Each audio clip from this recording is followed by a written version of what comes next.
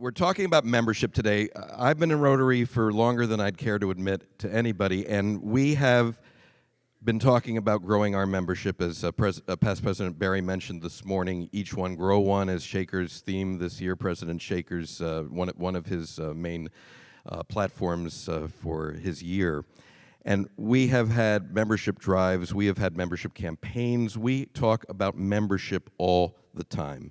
It is an ongoing discussion because at the end of the day, it's the members that allow us to do the projects. It's the members that allow us to do the service. It's the members who make the clubs and Rotary what it is. But the key, as we have found out if never before the past 2 years, is flexibility. Rotary and its clubs have to change to be relevant. The very famous quote from Barry Rassin, our president in 2018-2019. Evolving is what we all do in our personal lives, our professional lives, and certainly what we need to do during our Rotary lives. Rotary of 1905 is not the same as Rotary in 2022. Would you all agree?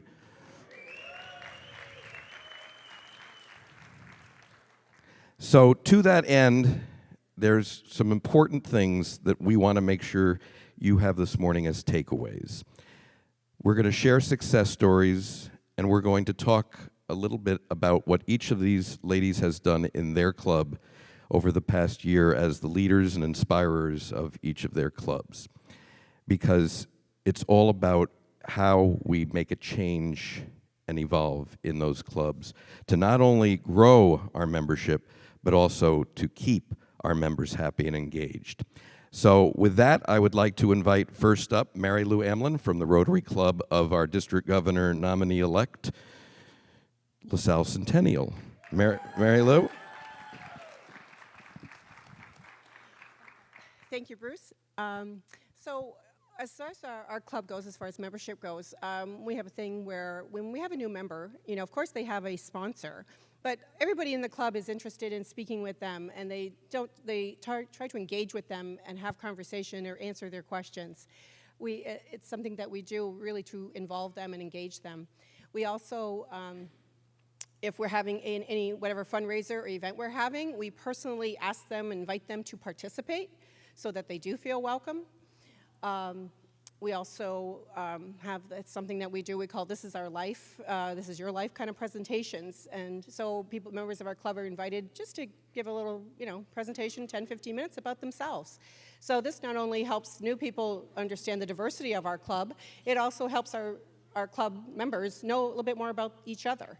So, that's what we do for membership.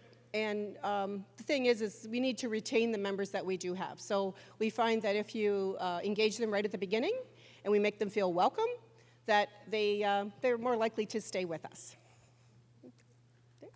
Great. You can pass it, sure. Next up, Barb Smith from Woodhaven Brownstown is going to talk about what they did during the year 21-22. Well, thank you. So historically, our club is very small. We started out 2021 with 11 members. So we are always challenged to grow our club. So what we used to do is we used to approach people that we wanted in our club, or maybe our coworkers and our friends, and maybe give them a little bit of a hard press. And then something changed, and we realized that now people were approaching us and asking to join our club. And that was like, well, this is nice. So what happened? And this is my advice to small clubs as well. What we did was we did something a little different. We partnered with our Kiwanis organization because sometimes they do projects when we don't have a project. I try to do a fellowship, a service project, and then a meeting every month. But there were some months, especially January and February, where we didn't have any projects. And they were doing hygiene kits for shelters. They were doing mitten and hat collection for children. So we partnered with them. And as well as that, helping the community, we also were on their social media pages. So we had like a double exposure. 4 of our 5 newest members came to us because they heard about what we were doing. And that partnership was due to our collaboration with our Brownstown Township Police Department, I happen to personally know the guy who is in charge of the Facebook page, and you'll be hearing from him shortly. And he does shout-outs for our club all the time because he's an active participant. We also renewed our alliance with our chamber, and they help with our events and word of mouth. And we also, the community center where we meet, they have been actively helping us in our events as well. So if you're a small club and you want to grow your membership, I would say to partner up with your community and local small businesses. Ask them to post your events on their social media pages because you'll get a better turnout. Also, if you want to bring people in, I think it's a very good idea to make a video of the events that you are doing. You're proud of what your club does, so why not brag about it? And the best way to do it is to show your people working in their community.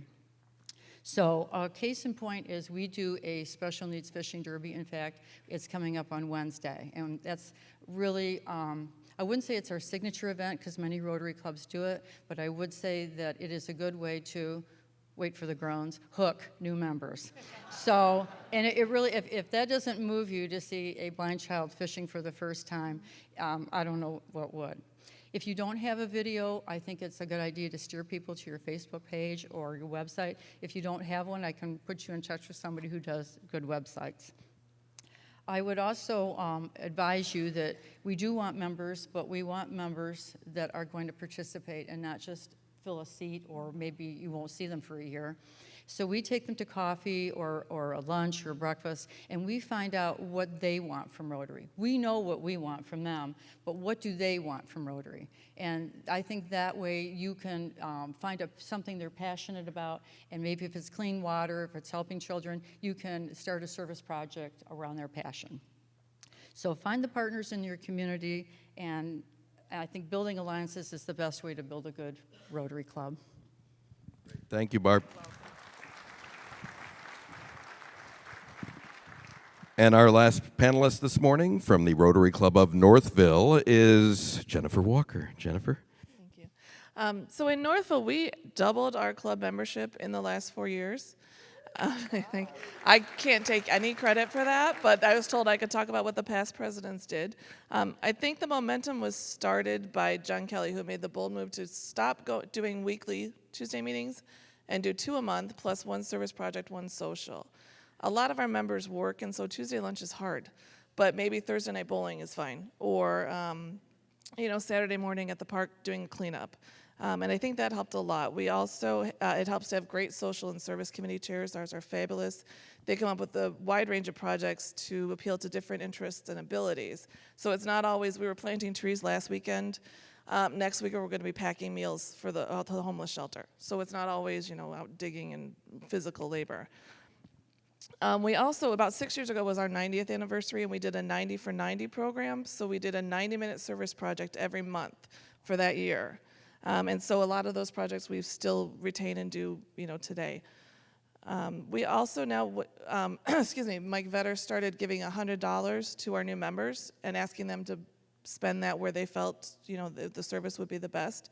And then they come back and tell us about what they did with it. And it's a great way to learn a little more about the members and where their passion lies, like Barb was saying, and get them involved. And then we can, again, steer our service projects that way. And then COVID hit, and we couldn't do a whole lot of social events. We couldn't do a whole lot of service projects, and we couldn't meet. But in spite of that, we gained 10 new members. A part of that was I think we were quick to get on Zoom and get everybody involved. Part of that was our president during the time was Guy Bardsley, who is very charming and has a lovely British accent, and who can say no to that. We also did some virtual social events. We did a trivia night that was a lot of fun. Paul and Tracy helped us with that. We did a Women of Rotary, kind of a wine night, right? Get together, chat, wine. We did some socially distant service projects out in the parks when we could be out in the springtime. And we did a socially distant Christmas cookie exchange, kind of like a trunk or treat. It was a car hop cookie swap that was so popular we did it again last year, even though we weren't locked down anymore. And then we did also outreach. So our fellowship committee during the pandemic was calling our members who weren't on Zoom to make sure they were okay, if they needed anything, how they were getting through this, difficult time. And then we have a Rotary Cares committee who are, Marita Smith runs it, they said, so we just send out cards if a member's in the hospital or has had surgery, or we just had 2 members who got their U.S. citizenship. And we just send cards to celebrate or offer support. And I think that helps our members realize, Rotary's family, and in the end, Rotary cares, and that's what it's about.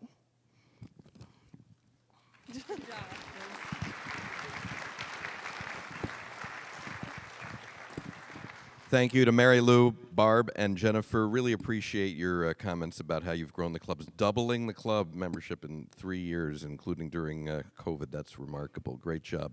So PDG Paul, who's also our Assistant Rotary Coordinator for Zone 28, and Rotary coordinators focus on membership and membership growth and retention.